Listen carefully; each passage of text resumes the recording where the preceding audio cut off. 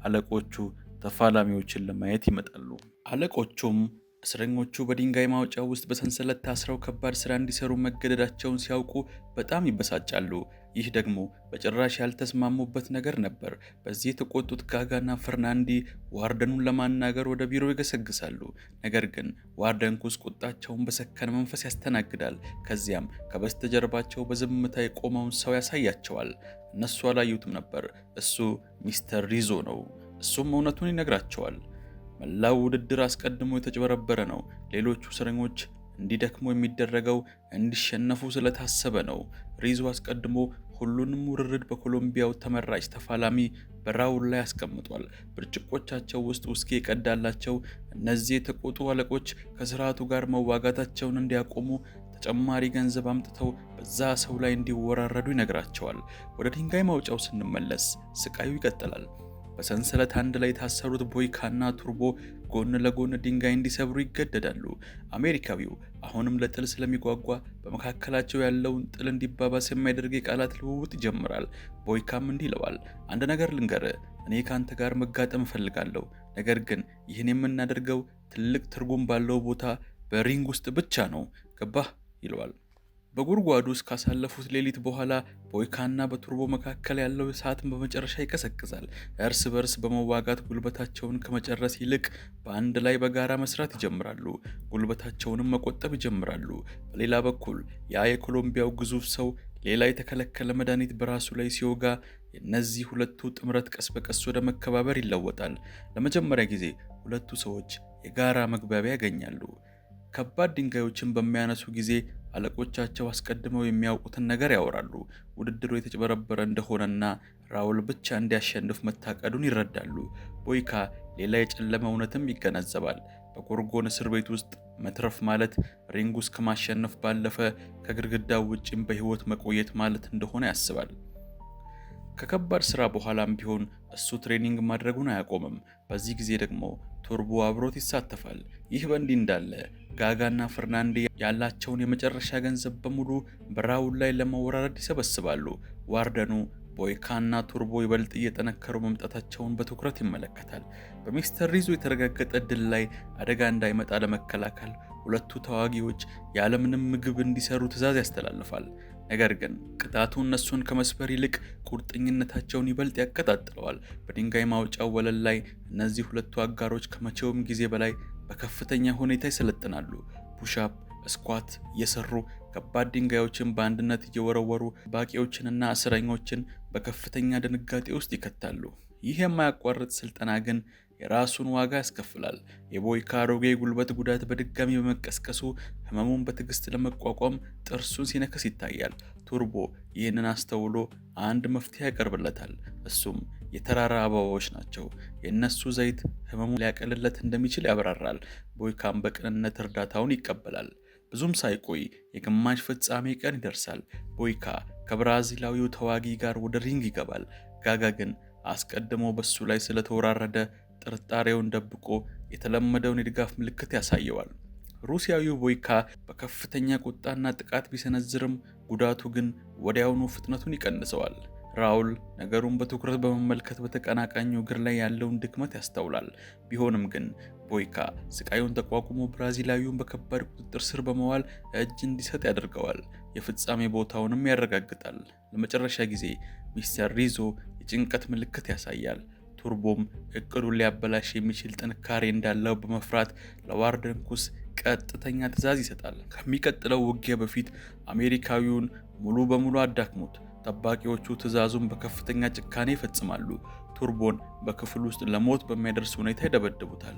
ቦይካ እሱም በከባድ ሁኔታ ቆስሎ ሲያገኘው ቱርቦ በህመሙ ውስጥ ሆኖ በሪንግ ውስጥ እንደሚቆም በጽናት ይናገራል። ለነሱ ያንን እርካታ አልሰጣቸውም።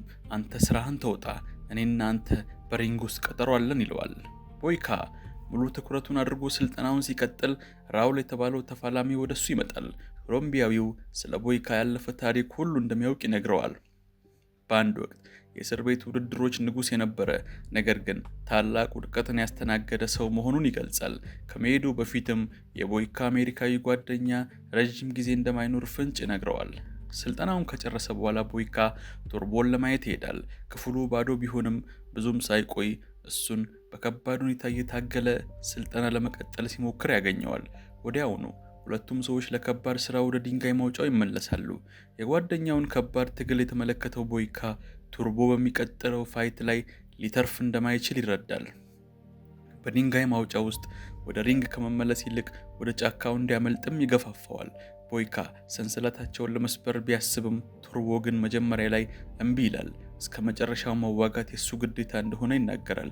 ቢሸነፍ እንኳን በውርደት ከመሸሽ ይልቅ ወደ እስር ቤቱ መመለስን ይመርጣል።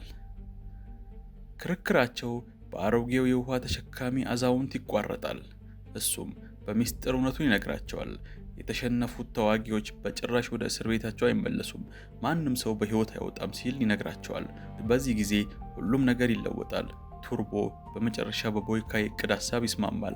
ጠባቂው ፈቀቅ ሲል ሰንሰለታቸውን ለመስበር ቢሞክሩም ሰንሰለቱ ከመሰበሩ በፊት መዶሻው ይሰበራል።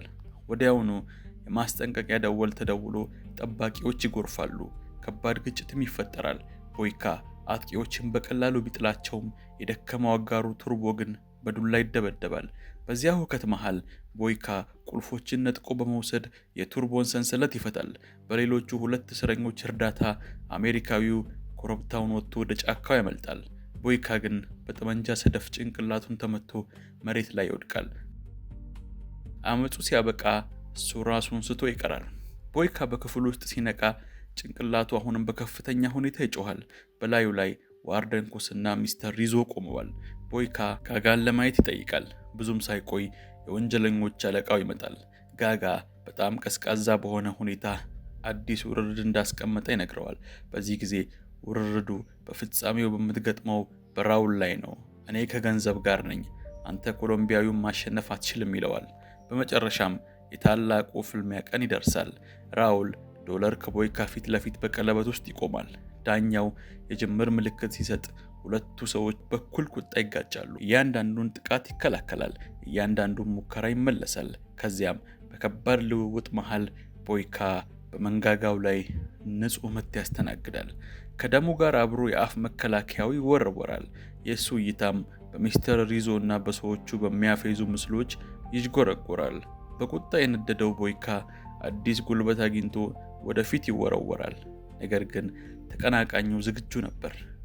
ራውል የቦይካን የተጎዳ እግር ይዞ የቆሰለውን ጉልበቱን ሲጠመዝዘው ሩሲያዊው ቦይካ በከፍተኛ ስቃይ ይጮሃል። ቦይካ በምንጣፉ ላይ የተሳቀቀ ባለበት ሰዓት ጋጋና ፈርናንዲ ገንዘባቸውን አስተማማኝ መሆኑን በማረጋገጥ ያከብራሉ። ቦይካ በሆነ መንገድ ከቁጥጥሩ ቢያመልጥም ማጥቃቱ ግን ይቆማል። ራውል የማያቋርጥ ጥቃት ይሰነዝርበታል። ቦይካ ድጋሚ ለመነሳት ሲሞክር የደረሰበት ከባድ ድብደባ የተሰበረውን አካሉን ከሪንጉ ውጭ እንዲወድቅ ያደርገዋል። ዳኛው እስከ 10 መቁጠር ሲጀምር ኮሎምቢያው እጆቹን ለድል ያነሳል። መሬት ላይ የወደቀው ቦይካ ግን የቆሸሸውን የእስር ቤት መጥረጊያ ሲመለከት የትዝታ ጎርፍ በአእምሮ ይመጣል። ከዚህ መካከል የቱርቦ ድምፅ ይገኝበታል። እሱም ሁኔታዎችን ተላመድ፣ ተስፋ እንዳትቆርጥ፣ እናም አሸንፍ የሚል ነበር። ቦይካ የመጨረሻውን የሰውነት ጉልበት ሰብስቦ ጉልበቱን በጨርቅ በማሰር በ8ኛው ቁጥር ላይ ራሱን አስገድዶ ይነሳል። ዳኛውም አስቆሞ ለመቀጠል ወደ ቀለበት ይመለሳል። ህዝቡ ለራውል ቢጮህም ቦይካ ግን ተነስቶ ከባድ ድብደባ ሲሰነዝር ኮሎምቢያዊው መሬት ላይ ይዘረራል። ወዲያውኑ መላው መድረክ በዝምታ ይዋጣል። ዝምታውን የሚሰብረው የቦይካ ከባድ ቡጤዎች በተቀናቃኙ ላይ የሚያርፉበት ድምፅ ብቻ ነው። ራውል እንደገና መሬት ላይ ሲወድቅ ያ ዝምታ ተስፋ ለሌለው ተፋላሚ ቦይካ ታላቅ ድጋፍ ይሆንለታል። የእስር ቤቱ እስረኞች በሙሉ ቦይካ ቦይካ ቦይካ በማለት ድጋፉን ይሰጡታል። ሚስተር ሪዞ እና አጋሮቹ በጥልቅ ጭንቀት ውጊያውን ይመለከታሉ። ራውል በድጋሚ ተነስቶ የቦይካን የተጎዳ ጉልበት ኢላማ ለማድረግ ቢሞክርም በዚህ ጊዜ ግን ሩሲያዊው የማይሰበር ሆኖ ይቆማል። ራውል ሲያጠቃ የእሱ እግር በቦይካ ጥንካሬ ፊት ተሰባብሮ መሬት ላይ ይወድቃል። መላው እስር ቤት በታላቅ ደስታ ይናወጣል። ቦይካ የማይከራከረውን የእስር ቤት ውድድሮች ንጉስነቱን በድጋሚ ያስከብሯል። ቦይካ ይህንን ታላቅ ፍልሚያ በድል ተወጥቷል። ነገር ግን ፍልሚያው ከተጠናቀቀ በኋላ የእስር ቤቱ ኃላፊ ወደ ቦይካ በመሄድ እንኳን ደስ አለህ ጀግና ነህ ይለዋል። ቦይካም ያንተ ሙገሳ አያስፈልገኝም፣ በዚህ ሰዓት ከዚህ እስር ቤት መውጫውን ዋናውን በር እንድታሳየኝና እንድትከፍትልኝ ብቻ ነው የምፈልገው ይለዋል። ኃላፊውም አሸናፊ በስምምነቱ መሰረት ነፃ እንደሚወጣ የተገለጸ ቢሆንም አሁን ግን ስምምነቱን ራሱ ቦይካ እንደቀየረው ይነግረዋል። ምክንያቱም ያን አሜሪካዊ እስረኛ ያስመለጥከው አንተ እንደሆንክ ስለደረስንበት በተሸናፊው ቦታ አንተ ትረሸናለህ ይለዋል። ከዚያም ቦይካን ተሸናፊዎች ወደሚገደሉበት ስፍራ ይዘውት ሄደው ሊገሉት ሽጉጥ አቀባበሉ። ቦይካም አይኑን ጨፈነ። ይችን ህይወት ሊሰናበት ግድ ሆነ። ነገር ግን ወዲያው የተኩሱ ድምጽ ሰማ። ትልቅ ውለታ የዋለለት ቱርቦ ውለታውን ለመመለስ መጥቷል። ሁሉንም ፖሊሶች አንድ ባንድ ገደላቸው። ቦይካን ይዞም ወደ መኪና ገብቶ ያመልጣል። መኪና ውስጥም ጋጋ አለ። ቱርቦና ጋጋ ተባብረው አተረፉት። ጋጋም ለሱ ሳይነግረው እሱም ብሎ ተወራርዶ ስለነበር የሱን ድርሻ በሻንጣ ሙሉ ገንዘብ ሰጠው። ቦይካም ለመሄድ ጓደኛውን ቱርቦን ይሰናበታል። በድጋሚም እንደሚገናኙ ተነጋግረው ተመሰጋግነው ተጨባብጠው ይለያያሉ። እናም ጓደኞቼ ይህ ጨካኝ የእስር ቤት ውድድር በዚህ መልኩ ያበቃል። የፊልሙን ስም እንደ ሁልጊዜው ከታች ባለው ዲስክሪፕሽን ላይ ታገኙታላችሁ። የሚቀጥለው ምርጥ ቪዲዮ እንዳያመልጣችሁ ላይክ እና ሰብስክራይብ ማድረጋችሁን አትርሱ። መልካም ጊዜ።